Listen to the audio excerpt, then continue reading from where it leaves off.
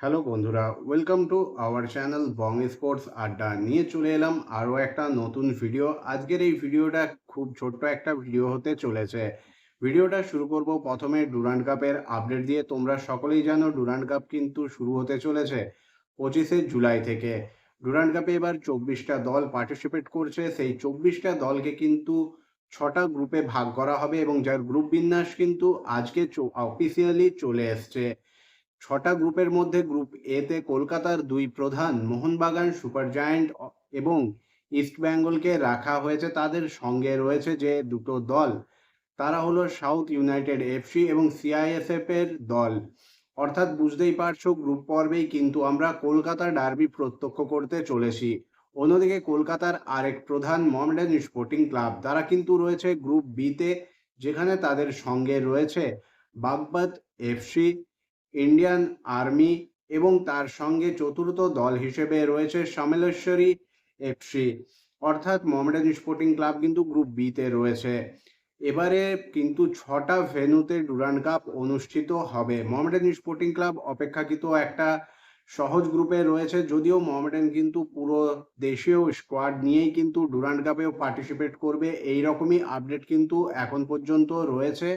এবং সম্পূর্ণ দেশীয় স্কোয়াড নিয়ে পার্টিসিপেট করলেও মোহামেডানের গ্রুপে যে দলগুলো রয়েছে সেই দলগুলোও কিন্তু খুব একটা আহামরি দল নয়। তবে ডুরান্ড কাপের মতো একটা টুর্নামেন্টে যারাই নামবে তারা কিন্তু ভালো ফাইট দেবে, যথেষ্ট কঠিন লড়াই হবে। তবে এই গ্রুপ থেকে মোহামেডানের কিন্তু পরবর্তী রাউন্ডে যাওয়ার একটা ভালো রকম সম্ভাবনা রয়েছে। এরপর চলে আসবো মোহামেডান স্পোর্টিং ক্লাব রিলেটেড দ্বিতীয় আপডেটে।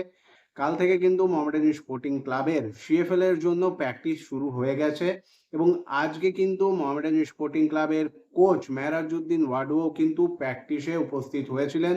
তিনি কিন্তু খেলোয়াড়দের দেখেছেন আজকে এসে এবং তিনি কিন্তু ফুল ফেজে কাল থেকে কিন্তু প্র্যাকটিসও শুরু করাবেন।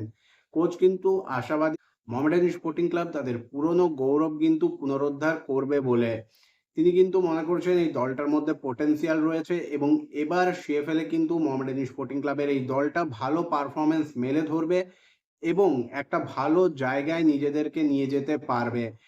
কোচের পাশাপাশি কিন্তু মোহামেডান স্পোর্টিং ক্লাব সচিব ওয়াসিম আকরামও যথেষ্ট আত্মবিশ্বাসী। তিনি কিন্তু বলেছেন মোহামেডান কিন্তু সিএফএল এ পার্টিসিপেট করছে চ্যাম্পিয়ন হওয়ার জন্য এবং সেটার জন্য যা যা করতে হবে তিনি কিন্তু সেই সমস্ত কিছুই করার জন্য প্রস্তুত।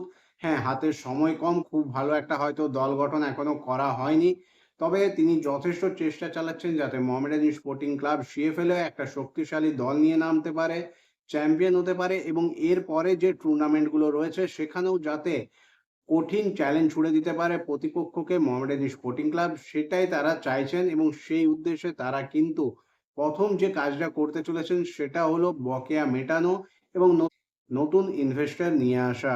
মোহামেডান স্পোর্টিং ক্লাবের কর্মকর্তারা কিন্তু এই মুহূর্তে জোর কদমে চেষ্টা চালাচ্ছেন এই দুটো বিষয়কে যত জলদি শর্ট আউট করা যায়। এখন দেখার মোহামেডান স্পোর্টিং ক্লাবের সচিব এবং কোচের এই আত্মবিশ্বাস মাঠে কতটা প্রতিফলিত হয়। বন্ধুরা, তোমরা কি মনে করো, সিএফএল এ মোহামেডান স্পোর্টিং ক্লাব কি এবার চ্যাম্পিয়ন হতে পারবে এবং পারবে কি ডুরান্ড কাপের মতো প্রেস্টিজিয়াস একটা টুর্নামেন্টে দুর্দান্ত পারফরমেন্স করে নিজেদের হারানো গৌরব ফিরে পেতে? ডুরান্ড কাপে কিন্তু মোহামেডানের একটা ভালো রকম সুযোগ রয়েছে পরের রাউন্ডে যাওয়ার, ভালো পারফরমেন্স করার।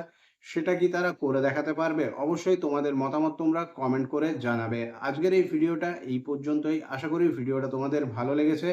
ভিডিওটা ভালো লাগলে অবশ্যই লাইক, কমেন্ট এবং শেয়ার করে দিও। চ্যানেলটাকে সাবস্ক্রাইব করে নিয়ে নোটিফিকেশন বেল অন করে নিও।